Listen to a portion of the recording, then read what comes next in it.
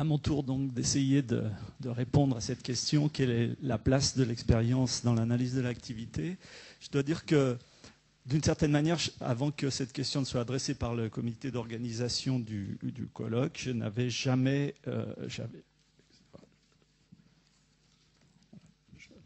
Pardon, j'étais en train de me fixer une limite à ne pas dépasser en termes de temps. Je ne m'étais jamais vraiment posé la question de cette manière-là. À force d'y réfléchir, je me suis dit qu'au fond, dans l'approche au sein de laquelle je me situe, l'expérience, par rapport à l'analyse de l'activité, joue à la fois un rôle de moyen et d'objet de l'analyse. Et je vais essayer de développer cette idée-là. Alors, avec quelques collègues, nous réalisons des recherches qui ont, au fond, et c'est une grande banalité ici, une double visée. D'une part, une visée de connaissance des pratiques sociales, de travail, mais pas seulement, des pratiques de la vie quotidienne, des pratiques artistiques, sportives, de formation, si tant est que ce ne soit pas un travail. Et puis, par ailleurs, et en complément et en articulation, des recherches qui visent à la conception de formation, si possible efficaces et innovantes, qui sont en lien avec ces analyses, des liens assez divers et qui se diversifient de plus en plus à mesure que nous progressons, je ne sais pas, mais que nous travaillons. Donc double visée, avec un objet théorique, c'est aussi d'une grande banalité, je pense, ici, l'activité que nous conceptualisons comme une totalité et un flux. Ces deux notions me semblent assez importantes, c'est-à-dire quelque chose qui n'est pas décomposable. On peut essayer d'analyser ça sans le décomposer, comme un flux, c'est-à-dire inscrit dans le temps avec un cours, un décours situé, ça a déjà été dit, c'est-à-dire l'idée qu'on ne peut pas analyser l'activité indépendamment d'une prise en compte des éléments du contexte dans lequel cette activité se déploie. Dynamique, c'est déjà contenu d'une certaine manière dans l'idée de flux ou de cours ou de décours, mais il y a l'idée que cette dynamique est organisatrice, j'y reviendrai, signifiante notamment pour l'acteur, ce qui constitue une des gageures de l'analyse, que d'essayer de percer, d'identifier les significations que cet acteur construit, alloue à son activité, auto-organisée, j'y reviendrai, qui construit et exprime des habitudes, je n'ai pas employé le terme d'habitus comme Janine Rogalski tout à l'heure, mais au fond, je pense qu'on pourrait être d'accord là-dessus, et qui donne lieu à expérience. Ce sont notamment ces deux aspects, construire, exprimer des habitudes et donner lieu à expérience, qui me permettent d'aborder les relations entre analyse de l'activité et expérience. Alors, l'analyse de l'activité, comment est-ce qu'on l'aborde ? Eh bien, on l'aborde donc, comme je l'ai déjà dit, on aborde un flux ininterrompu, l'activité ne s'arrête jamais, peut-être à la mort de l'acteur, et encore, on ne sait pas. Et l'analyste, qu'est-ce qu'il fait ? Il essaye d'identifier l'organisation et la signification de cette activité. C'est un projet à la fois qui me semble parfois totalement déraisonnable et ambitieux, mais aussi, par certains côtés, très modeste. Pour nous, analyser l'activité, c'est décrire son organisation et sa signification. Et donc, ce qu'on essaye de décrire, au fond, c'est deux flux. Le premier, c'est celui de l'accomplissement situé de l'activité, ici et maintenant.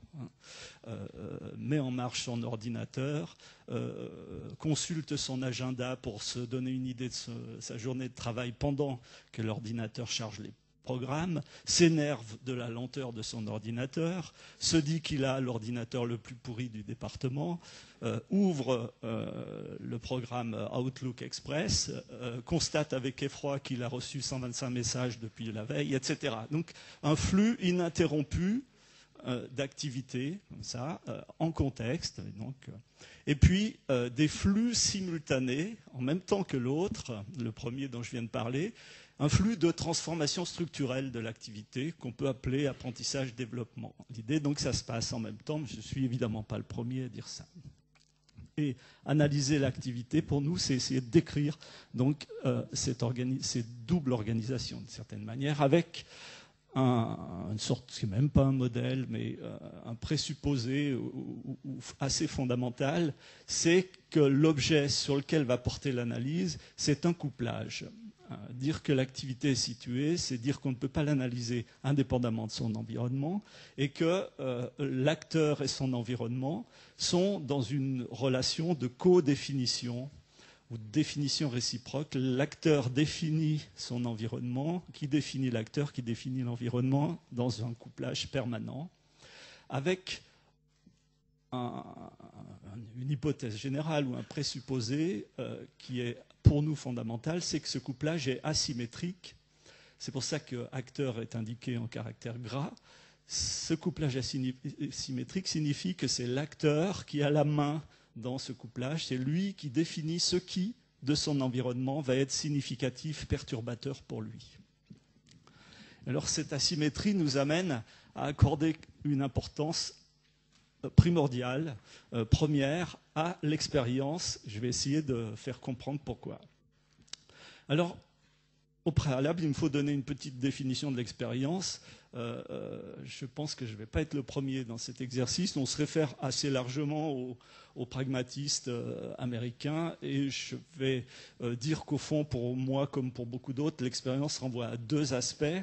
Le premier et le deuxième. Le premier, c'est l'idée d'un vécu particulier associé à une partie de l'activité d'un acteur. Le vécu que l'on associe à un moment de notre activité. Ce que dans notre jargon on appelle une conscience préréflexive. Je ne vais pas trop insister là-dessus, sauf s'il y a des questions et des discussions.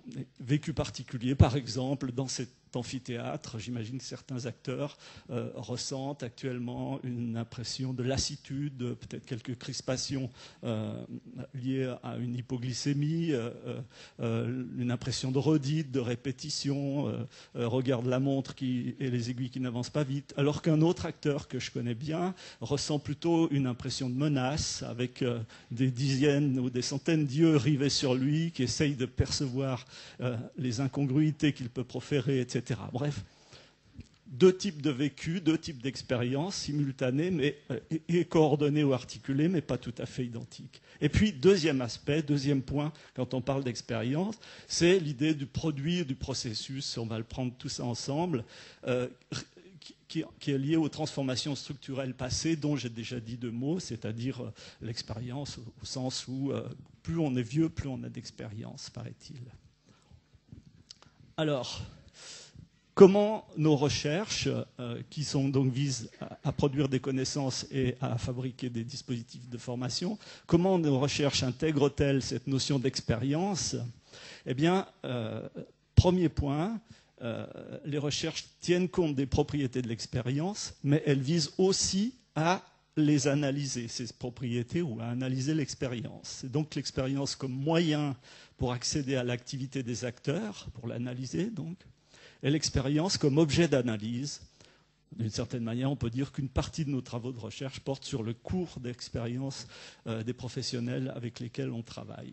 Ça, c'est pour l'aspect recherche. Et pour l'aspect formation, c'est pas très original, mais vous conviendrez au moins que j'ai un sens aigu de la symétrie. C'est-à-dire les formations tiennent compte des propriétés de l'expérience et visent aussi à les développer. Donc l'expérience est à la fois un moyen d'accéder à l'activité des formés pour les développer, et c'est aussi un objet de formation.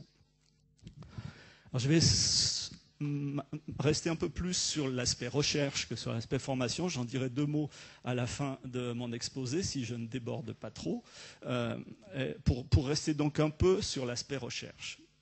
Alors l'expérience comme mode d'accès à l'activité des professionnels, je reviens sur l'idée de l'asymétrie ou de la dissymétrie du rapport de l'acteur et l'environnement. C'est donc cette idée que c'est l'acteur qui spécifie ce qui, de son environnement, est significatif pour lui, pertinent pour lui. Déjà décrit le fait que l'environnement dans lequel je suis en ce moment, je l'identifie comme menaçant, oppressant, etc. Et que ce n'est peut-être pas le cas de tout le monde dans le même environnement. Et puis, donc, lorsque nous faisons l'analyse d'une activité professionnelle, nous essayons fondamentalement de tenir compte du point de vue de l'acteur dans l'analyse de l'activité, en raison de cette propriété que nous postulons d'une asymétrie du couplage. C'est-à-dire qu'il s'agit d'essayer de comprendre, d'appréhender, de restituer le point de vue de l'acteur sur son activité. Alors, c'est là que l'expérience comme concept et comme notion devient une sorte de moyen pour accéder à l'activité, dans la mesure où le point de vue de l'acteur, il n'y a pas un nombre illimité ou infini de moyens d'y accéder. Pour nous, enfin j'imagine qu'il y a quand même comme plusieurs moyens d'y accéder, mais pour nous, un des moyens essentiels, privilégiés, c'est d'exploiter la capacité des acteurs à rendre compte ou à exprimer cette expérience. Et entre parenthèses, tout en mesurant la fragilité de ce procédé, j'y reviendrai. Mais exploiter la compétence des acteurs à exprimer leur expérience, c'est faire une hypothèse très forte, c'est l'idée que les acteurs peuvent dire, montrer, raconter, exposer, exprimer une partie au moins de leur activité, celle qui fait expérience précisément. Et un élément clé de méthode d'analyse de l'activité qui met en œuvre l'expérience, c'est ce qu'on appelle des dispositifs ou des séances d'autoconfrontation, que je vais essayer de caractériser ici de façon un peu précise parce que cet étiquetage autoconfrontation est employé dans différents types d'approches avec, je pense, des pratiques et des acceptions différentes et je trouve qu'il est assez intéressant et utile de distinguer les choses. Donc, démarche le plus contrôlée possible, c'est pas original, qui consiste à confronter des acteurs à des traces de leur activité passée, activité qui est passée, des traces qui peuvent être des traces vidéo, mais qui peuvent être aussi des écrits, des traces de pas dans la neige, que sais-je. Tout ce qui peut être en lien avec une activité professionnelle passée. Le troisième point, qui est aussi extrêmement important, c'est une recherche de mise en situation dynamique des acteurs ou de remise en situation dynamique des acteurs. Il s'agit de mettre en place un environnement tel que les acteurs puissent se retrouver dans une situation proche de celle qu'ils ont préalablement vécue, ce qui me paraît une particularité des travaux qu'on essaye de mener. Par exemple, un de mes collègues qui s'intéresse à la composition musicale et qui travaille avec un musicien qui crée, travaille avec lui sur les versions successives des partitions sur lesquelles il a travaillé, des enregistrements sonores, mais aussi, comme il s'agit d'une création aidée par un environnement informatique, il y a les ordinateurs qui sont là, les programmes, etc. Et on reconstitue un environnement ou un milieu qui ressemble le plus possible à celui qui était le milieu dans lequel l'acteur agissait au moment où l'activité qu'on essaye d'analyser s'est produite. Et là, des entretiens guidés sont menés qui visent, je le dis sans doute trop vite, à rompre avec ce que certains auteurs comme Ricoeur appellent une sémantique naturelle des acteurs, que je vais essayer de qualifier quand même. Lorsqu'on demande à des professionnels d'exprimer leur expérience, ça a été dit tout à l'heure, ce qu'ils nous livrent en général, c'est un récit sur leur travail, ou un récit qui met en scène d'une certaine manière leur travail et qui obéit à un certain nombre de règles que les spécialistes du langage ont bien identifiées et qui expriment cette sémantique naturelle de l'action, c'est-à-dire qu'on découpe dans le flux d'activité des actes ou des actions élémentaires qu'on décrit comme étant dirigés vers un but. On distingue tout ce qui relève des éléments motivationnels, de ce qui peut être des éléments d'organisation de l'action, etc. Enfin, une sorte de sémantique naturelle qui est servie par les acteurs et qui ont par ailleurs une tendance à généraliser. Vous me dites, qu'est-ce que tu fais là à telle occasion ? Ah ben en général, je fais toujours comme ça, je commence par lire mes mails. Donc il y a une tendance systématique qu'on essaye de contourner à la généralisation, à la justification et à nous resservir des éléments explicatifs sur l'action, ce qu'on ne veut pas, puisqu'on considère que c'est aux chercheurs de faire ça. Donc les acteurs n'analysent pas leur activité. On essaye de faire en sorte qu'ils ne l'analysent pas, mais qu'ils simplement la décrivent, l'expriment de la manière la plus directe possible, sans naïveté quant au caractère totalement direct de ce qu'on produit.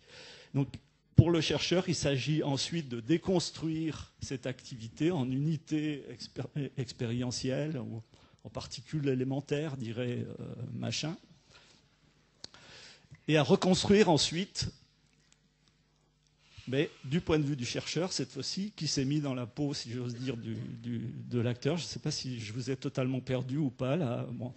On essaye donc de reconstruire l'activité qu'on a préalablement déconstruite en essayant de donner un primat au point de vue de l'acteur. Un primat, mais pas l'exclusivité au point de vue de l'acteur, dans la mesure où on essaye d'intégrer là des éléments d'observation externes et extrinsèques qui nous permettent de compléter ce qui est récupéré dans les autoconfrontations. Alors, évidemment, les professionnels dans ces conditions-là peuvent nous dire un peu ce qu'ils ont envie de nous dire, et ça dépend du contrat qu'on passe avec eux, des conditions dans lesquelles on fait la recherche, et il y a des conditions qui nous semblent absolument fondamentales de contractualisation de la collaboration, d'enquête collaborative à long terme, que les acteurs soient intéressés à l'enquête sur leur propre travail, puisqu'ils y contribuent de manière primordiale. Des enquêtes à long terme, on ne travaille jamais à moins de 1 ou 2 ou 3 ans avec des professionnels, ce qui nous semble une garantie raisonnable d'authenticité, de sincérité, c'est une sorte de pari sur ce qui nous est livré là. Lorsqu'on en est à la 30e ou 40e séance d'autoconfrontation, les effets de prestance face à la caméra, etc., ont largement disparu, quoique, enfin, c'est évidemment à discuter. Alors, des difficultés pour cette analyse, elles sont multiples et massivement, il y a des difficultés par rapport à l'approche dans laquelle je me situe qui sont liées à ce qu'on pourrait appeler les effets structurants du langage dans les entretiens et que j'ai déjà rapidement évoqué, et sans doute très mal parce que je suis très très loin d'être un spécialiste du langage, une tendance à la mise en récit, à la justification, à la généralisation contre laquelle nous luttons d'arrache-pied. Les effets d'adressage, d'autres ont parlé, exploitent cet aspect-là. Pour nous, évidemment, c'est quelque chose qu'il s'agit de contrôler et de contourner. Le recours à une sémantique naturelle, je l'ai déjà dit. Et puis, assez fondamentalement aussi, le fait que cette approche-là, finalement, restreint l'approche de l'activité à un niveau de surface, c'est-à-dire l'idée que toute l'activité ne fait pas expérience. Une partie de votre activité, celle que vous mettez en œuvre pour vous équilibrer, ne pas tomber de votre chaise, bien que vous soyez en train de vous endormir, échappe à votre expérience, sauf peut-être maintenant que vous commencez à y réfléchir. Mais cette approche-là, fondamentalement, est une sorte de psychologie de surface, par opposition à d'autres qui font une psychologie des profondeurs ou une psychologie des hauteurs. Voilà. Alors voilà pour le premier aspect, expérience comme moyen d'analyser l'activité avec les difficultés dans lesquelles on se prend les pieds quotidiennement.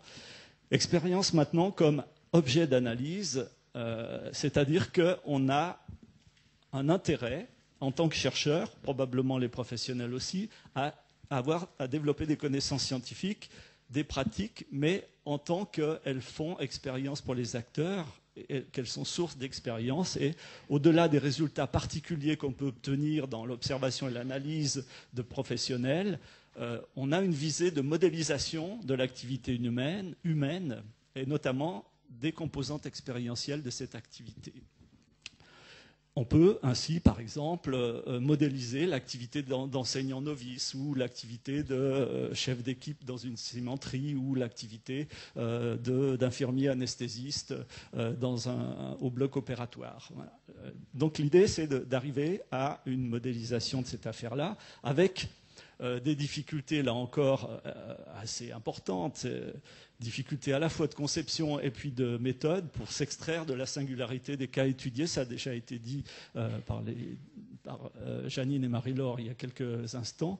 Comment passer d'un cas ou de 10 cas à un modèle qui soit représentatif de ce qu'on veut analyser et comprendre. C'est une grande banalité que de le dire, mais c'est une difficulté à laquelle on s'achoppe en permanence. Et puis, une autre difficulté qui est liée au niveau d'analyse auquel nous nous situons, c'est comment articuler le niveau d'organisation et de signification que nous analysons dans cette approche avec des modes d'organisation et des significations qui ne font pas expérience. C'est-à-dire comment dépasser ce qu'on pourrait appeler une modélisation de l'expérience pour aller vers une modélisation de l'activité. Alors, voilà pour les difficultés et l'orientation en termes de recherche. Maintenant, en matière de formation, ça ira plus vite, donc il me reste que 3 minutes. Modélisation de l'activité des professionnels sous les réserves que j'ai déjà énoncées, et on utilise ces modélisations pour les insérer dans des dispositifs de formation. On est là, je pense, assez près de ce qui se fait classiquement et depuis plusieurs années en didactique professionnelle, c'est-à-dire une meilleure compréhension de l'activité des professionnels et cette meilleure compréhension servant à documenter les dispositifs de formation en termes de contenu ou même en termes, disons, d'ingénierie didactique. Mais je liste certaines pistes de réflexion qui sont conduites par des collègues en ce moment. Il y a l'idée aussi que en formation professionnelle, il y a un intérêt à modéliser pas seulement l'activité de professionnels expérimentés, mais l'activité professionnelle inexpérimentée, et de s'appuyer sur les expériences d'acteurs inexpérimentés, si j'ose m'exprimer ainsi. Je veux dire par là que ces travaux sont particulièrement faits en formation des enseignants. Le recours à des modélisations d'activités ou d'expériences d'enseignants expérimentés, chevronnés, n'est pas toujours ce qu'il y a de plus efficace dans des dispositifs de formation initiale ou en début de carrière.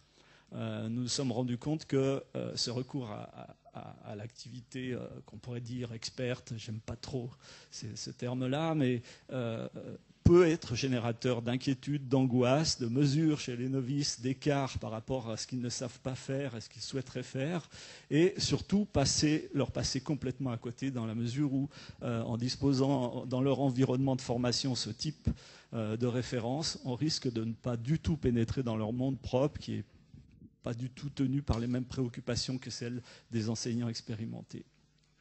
Et puis, pour terminer, je dirais que assez fondamentalement, l'expérience est un moyen d'atteindre, de perturber, de modifier, de provoquer des transformations de l'activité des individus en formation à chaque instant, même si on ne le sait pas. Chaque fois qu'un entraîneur dit à son athlète « tu vas essayer d'allonger la foulée et de pousser plus longtemps sur ta jambe », c'est une interaction d'expérience à expérience et c'est une intervention qui est médiée par l'expérience du formé et du formateur.